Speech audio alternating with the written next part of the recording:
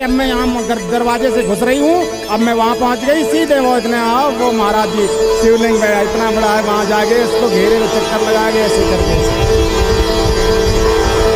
आनंद ही आनंद आएगा। बोल बांके बिहारी लाल। ये नियम बनाओ। वैसे भी आप जहां भी होते हो ना, आप यही सोचा करो। दो मित्र चले अपने घर से, दो मित्र बहुत अच्छे मित्र थे, जा रहे थे तीर्थ पे जा रहे थे। तो रास्ते में क्या हुआ, एक वेश्या का घर मिल गया। तो एक मित्र कहने लगा आज तो हम यहीं रुकेंगे। तो दूसरा कहने लगा भाई तीर्थ करने जा रहे हैं, इस तरह की बातें मत सोचो और ना हमसे कहो, ये हम तो तीर्थ जाएंगे। तो ये ऐसे कर रहे हैं जैसे कर रहे हैं। वो सारी रात वहां वेश्या के घर में बैठा भगवान के बिहारी जी के दर्शन करता रहा, और वो बिहारी जी के यहां जाकर के उसके बारे में सोचता रहा। उसमें लिखा आता है ना टीवी में, सोच बदलोगे तो देश बदलेगा, सोच बदलो देश बदलेगा। वहां जाकर के भी अगर सोच नहीं तुम्हारी बदली, दरबार में पहुंच करके अगर, तो फिर ना जाओ। डॉक्टर ने नहीं कहा है कि तुम दरबार में जाओ। अगर सोच बदलनी है, वहां इसलिए जा रहे हैं कि मेरा मन पवित्र होगा, मेरा मन निर्मल होगा, मुझे पुण्य मिलेगा। तीर्थ में आया हूं, तीर्थ का सेवन करने से बहुत बड़ा पुण्य होता है। और वहां जाकर के तभी तो फिर ऐसे देखो, फिर भगवान की थोड़ी सी भ्रुकुटी जरा भी ऐसे हो जाए ना पलक झपकते, तो देख लो फिर क्या हुआ केदारनाथ में। अगर तुम वहां इस तरह के काम जाओगे करने, वहां ऐसे करोगे, मदरा का पान करोगे और बहुत कुछ करोगे, तो वे भोलेनाथ। और दुष्टों के लिए हम भाले हैं, इसलिए हमारा नाम भोले भाले है। हमें भोले भाले ऐसे ही मत समझो, हम भक्तों के लिए हैं भोले और दुष्टों के लिए हैं हम भाले। अब तुम्हें देखो क्या करना है। प्रलयंकर हैं, बड़े मुश्किल से समय ऐसा मिलता है कि भगवान के धाम में तीर्थ में जाने का अवसर मिलता है। तो 5-7 दिन की बात होती है, और वहां हम थोड़ी जीवन बिताने गए कि हमारी यहाँ मुक्ति होगी इसलिए हम यहीं रहेंगे। हम तो आए 5-4-2 दिन के लिए हैं, और वो भी अच्छे नहीं। तो ये भागवत ये कहता है कि अगर जीवन में कभी तुम्हारे से कोई पाप बन गया है तो ठीक कर लो। कलौ पुनन्ते, कलयुग में पवित्र हो जाता है। ये दंभिका मत्सरणोपि हिंसिका, दंभी है, पाखंडी है, हिंसक है, सत्यहीना, सत्य से हीन है।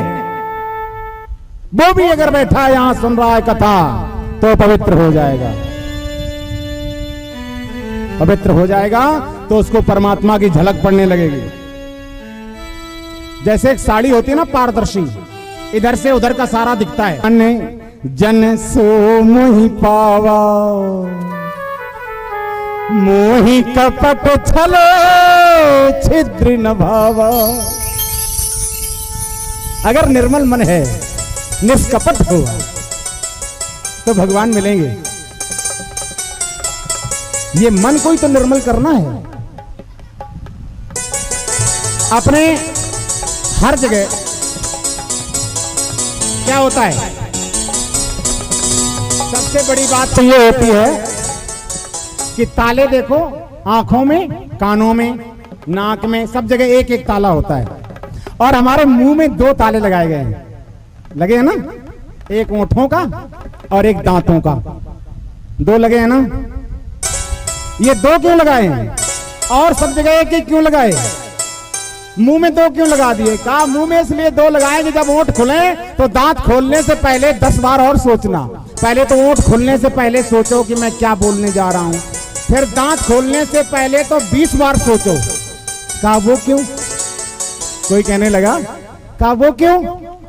कहा वो इसलिए कि ये जीभ जब चलती है ना, ये जीभ में हड्डी नहीं होती है। ये तो सभी को पता है कि जीभ में हड्डी नहीं होती है ना, लेकिन अगर ये गलत चल जाए तो एक एक हड्डी तोड़वा देती है। ये इसमें पावर है।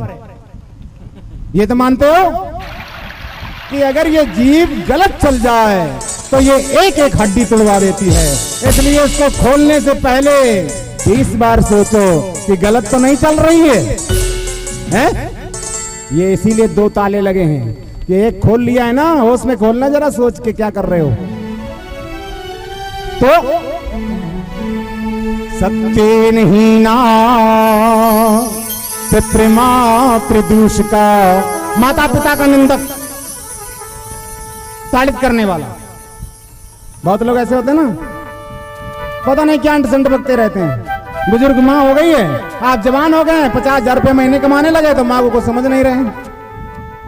जिसने इतने दिनों तक जन्म के पाल के पोष के बड़ा करके और तुम्हें इस लायक बना दिया कि तुम उससे क्या कह रहे हो तुम्हें पता नहीं है। जो वो कह रहे हैं तो कहना तो बहुत दूर, मैं उसको सुन के भी ये सोच रहा हूं कि मैंने सुन कैसे लिया। वो ऐसा कह रहे हैं तो ये सबसे पहले तो क्योंकि सभी के सास होती है, सभी के ससुर होते हैं, सभी के भाई होते हैं, सभी के पति होते हैं, सभी के सब कुछ होता है, इसलिए ये 2 ताले वाला जो सिस्टम है ना, इसको बहुत सोच समझ के खोलना है, बहुत अच्छे तरह से बोलना है, बहुत अच्छे तरह से चलना है, ठीक है ना। कहने लगे हम नहीं मानते हैं कि ऐसा हो सकता होगा कि ऐसे ऐसे लोग कर्म करके और भागवत सुन के मुक्त हो जाएं। कहा हाँ, मैं आपको बता देता हूं, क्योंकि टाइम भी अपने पास जा रहा है सीधे, तो आपको जल्दी से बताता हूं। आशी पुराना इतिहास है, भागवत में लिखा है, बहुत पुराना इतिहास है, वो बता रहा हूं आपको। अत्र ते कीर्तिष्यामि इतिहासं पुरातनम। एक बहुत पुराना इतिहास बता रहा हूं। तुंगभद्रा नदी के किनारे पर, तुंगभद्रा तटे पूर्वम, तुंगभद्रा नदी है भी, उसके किनारे पर एक ब्राह्मण रहता था, नाम था आत्मदेव। आत्मदेव नाम के ब्राह्मण उस नदी के किनारे पर रहते थे। भिक्षुक वृत्ति से पंडिताई करके इतने धनवान हो गए थे कि कई जगह उनका नाम था। इतने धनवान हो गए थे वो भिक्षुक वृत्ति से कि बहुत दूर तक उनकी चर्चा थी कि आत्मदेव ब्राह्मण भी है कोई। जैसे गरीब सुदामा का नाम है आता है इसमें, ऐसे ही आत्मदेव का भी नाम है कि वित्तवान लोके माने संसार होता है, वित्तवान लोके माने धनवान माने जाते थे संसार में कि एक आत्मदेव नाम का ब्राह्मण है, वो बहुत धनवान है। लेकिन अकेले धनी क्या करेगा, ये भी तो बात है ना, बहुत धन हो जाए तो क्या करेगा। क्यों, क्या हो गया, कहा धनार्धम, इतना धन होने के बाद इनके कोई संतान नहीं थी। इनकी तब प्रिया धुंधली स्मृता, इनकी पत्नी का नाम था धुंधली। धुंधली जो थी वो कैसी थी, कहते स्ववाक्य स्थापिका, अपनी चलाती थी वो, स्ववाक्य स्थापिका, कि अपनी बात ही बड़ी करती थी वो, कि जो मैंने कह दिया वो ठीक है। और आत्मदेव इतने धनवान थे और उन्हें उसकी बात माननी पड़ती थी, और हर समय कुछ ना कुछ बकवास करती रहती थी।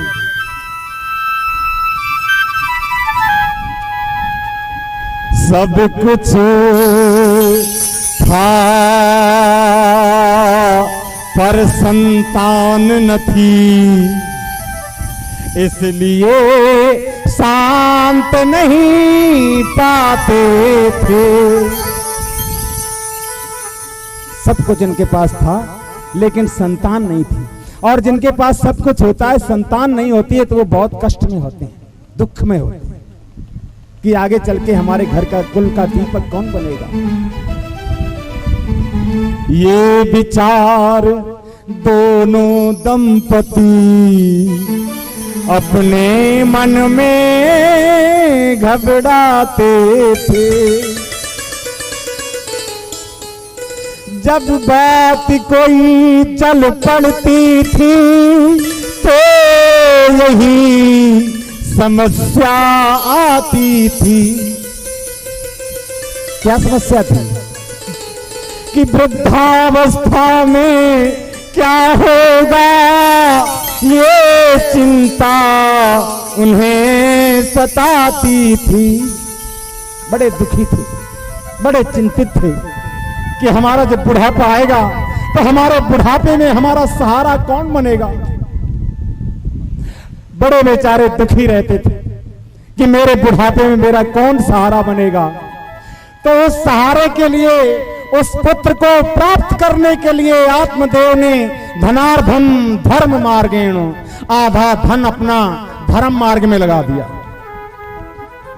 धनवान थे ना बहुत, जिसने जो कुछ बताया, ये पुत्रेष्टि यज्ञ कराओ, हरवंश कराओ, संतान गोपाल कराओ, सतचंडी कराओ, आधा धन उन्होंने पाठ पूजा में धर्म के काम में लगा दिया, लेकिन पुत्र नहीं हुआ। आधा धन खर्च दिया लेकिन पुत्र नहीं हुआ। तो जब देखा कि अब नहीं हमारा ये काम बनेगा, तो बड़े दुखी होकर के कि इतना बड़ा मैं हूं, धनवान हूं, ब्राह्मण हूं, लोग हमारे को देख करके मुंह घुमा लेते हैं, तो अब मेरा जीने का धिक्कार है। तो एकदा सदजो दुखम, एक दिन वो ब्राह्मण दुखी होकर के घर छोड़ करके जंगल को चल पड़ा।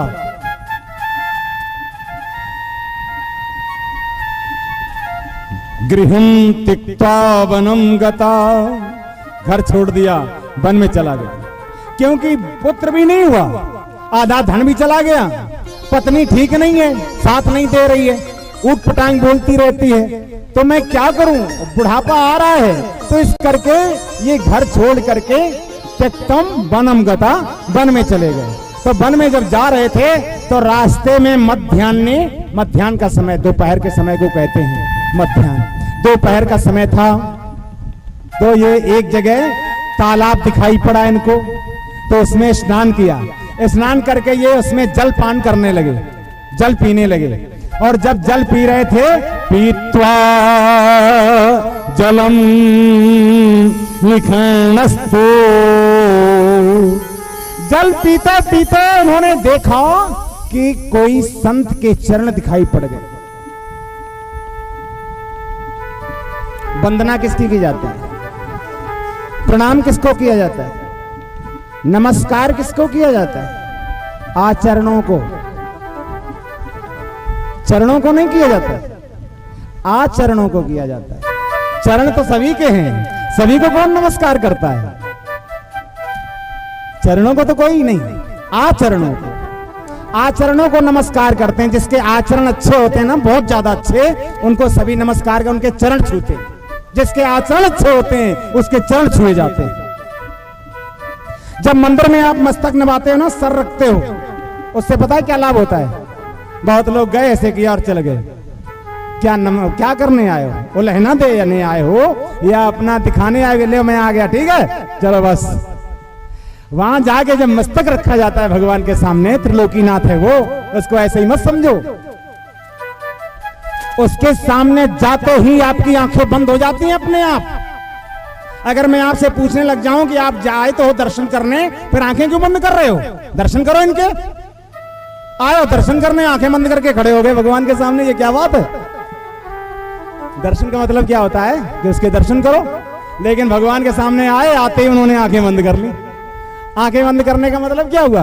दर्शन करने आए हो ना, तो भगवान आते ही तुमको कहता है कि आंखें बंद कर, ये आंखें तेरी हमने जिसको देखने के लिए बनाई उसको देख, इन आंखों से मुझे मत देख। मुझे किससे देखना है? कहा ये बंद कर, फिर मैं दिखूंगा। फिर वो आंखों से आप अंतर के चक्षुओं से, हृदय चक्षु से, जो अंतर चक्षु हैं, उनसे भगवान को देखना होता है। इसलिए आंखें अपने आप बंद हो जाती हैं। चाहे जहां मर्जी, किसी तीर्थ में, किसी गुरुद्वारे में, किसी मंदिर में, किसी में आप चले जाइए, जैसे ही आप पहुंचेंगे आंखें बंद ही हो जाती हैं। इसलिए हो जाती हैं कि ये ना, हे अर्जुन, तू इन आंखों से मुझे नहीं देख सकता है। भगवान श्री कृष्ण ने कहा है, अर्जुन इन आंखों से तू मुझे नहीं देख सकता, ये आंखें बंद कर। तब वो आंखें बंद की। तो तीसरी आंख कौन होती है? वो आंख वो होती है जब आप साइकिल से जा रहे होते हो या स्कूटर से जा रहे होते, कार से जा रहे होते हो, और आगे जाते जाते आप खूब हारन बजा रहे हो, घंटी बजा रहे हो, सब बहुत कुछ कर रहे हो, और आदमी नहीं देख रहा है और आपसे थोड़ा भी टकरा जाता है, तो आप क्या कहते हो? तेरी हिये की बूटी है क्या?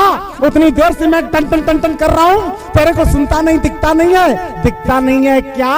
कहा तेरी हिये की बूटी है, क्योंकि ये तो तेरी ठीक दिख रही है, इससे तो तेरे को दिख रहा है। तो हिये की क्या होती हैं? वो हृदय की होती हैं। परमात्मा जो दिखता है ना, वो हृदय की आंखों से दिखता है, उसको हृदय में बिठाना पड़ता है। वो कहते नहीं है, मन की अखियां खोल। इसका मतलब है इनके अलावा कोई और भी आंखें हैं, इसलिए वो आंखियां खोलने के लिए कहा। ये तो खुली हैं ऑलरेडी, सभी देख रहे हैं कि खुली हैं। तो इसीलिए कहते हैं कि वो आंखें खोलो, उससे परमात्मा बहुत जल्दी दिखता है, क्योंकि वो वहीं बैठा है ना हृदय में। भगवान कहां बैठते हैं?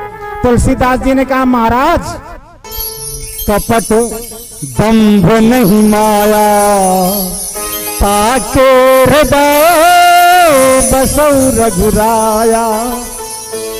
उसके हृदय में आप बैठ जाओ, जिसके कपट नहीं है, दंभ नहीं है, द्वेष नहीं है, माया नहीं है, उसके हृदय में आप बैठ जाओ। उसके हृदय में बैठते। ज्यादा विद्वान, ज्यादा दिमाग, बात ज्यादा विचार और ज्यादा बुद्धि भगवान के सामने कभी पेश नहीं करनी चाहिए, क्योंकि उससे सर्वोपरि है वो, उससे ऊपर कोई नहीं है। लेकिन बहुत लोग ऐसे होते हैं जो उसके सामने कुछ न कुछ अपनी टीका टिप्पणी कर ही देते हैं। बताऊं,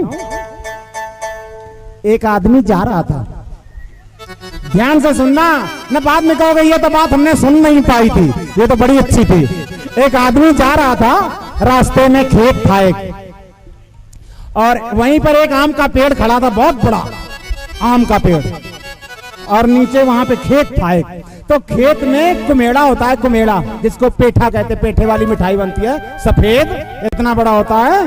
यहाँ कुम्हड़बतिया को नहीं, वो कुमेड़ा जिसकी पेठे वाली मिठाई बनती है, वो बेल लगी थी तो उसमें वो लगे थे, और आम का पेड़ बहुत बड़ा था तो उसमें आम लगे थे।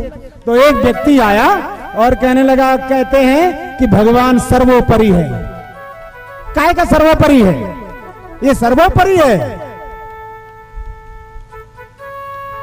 इतना बड़ा पेड़ है, इतने इतने बड़े फल लगा दिए, और इतनी बड़ी बेल है उसमें इतना बड़ा लगा दिया। ये काय का सर्वोपरि? कहां का दिमाग है? इतना बड़ा पेड़ हो तो वहां पर उसी हिसाब से फल लगाना चाहिए ना, तो ये कहां इसका दिमाग है? कहते हैं भगवान को, उसको परमात्मा को, ईश्वर को कैसे कहूं? दिमाग तो उसको है नहीं इतना, वहां था नहीं कोई। जब कोई था नहीं तो भगवान ने सोचा इसको ज्ञान कैसे दें।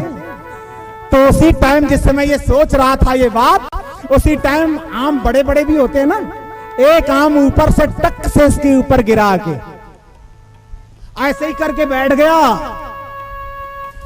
बहुत देर तक आंखें बंद किए बैठा रहा, बस सन हो रही थी। फिर ऐसे ऐसे करके देखा, बचत रह गई, इतना हो गया। सोई हाथ जोड़ने लगा कि महाराज तुम्हारे जैसा कोई नहीं है, आप विद्वान हो, सर्वोपरि हो, परब्रह्म हो, परमात्मा हो। क्यों? कहा अगर ये लगा होता वहां, अगर ये वाला वहां लगा होता और ये मेरे ऊपर गिरता आके तो गोविंदाय नमो नमः हो जाता। इसलिए भगवान के सामने अपनी बुद्धि मत चलाओ। उसने जो भी किया हुआ है और जो भी कर रहा है वो बिल्कुल सही कर रहा है। हम नहीं चाहते हैं कि मेरी मां मर जाए, हम नहीं चाहते कि मेरा बाप मर जाए, हम नहीं चाहते मेरे भाई बहन बंधु रिश्तेदार नातेदार कोई भी मरे, और मर जाते हैं, मर जाते हैं। ये तो हमें लग रहा है ना कि अच्छा नहीं हो रहा है, तो हम रोदसी विप्र। ए ब्राह्मण, क्यों रो रहे हो? बताओ ना। काथे चिंता बलियसी, कौन सी चिंता है आपको? क्यों मैं भी कहता हूं, जब हमारे पास कोई आता है पूछने के लिए तो कहूंगा नहीं कि बताइए आप मेरे को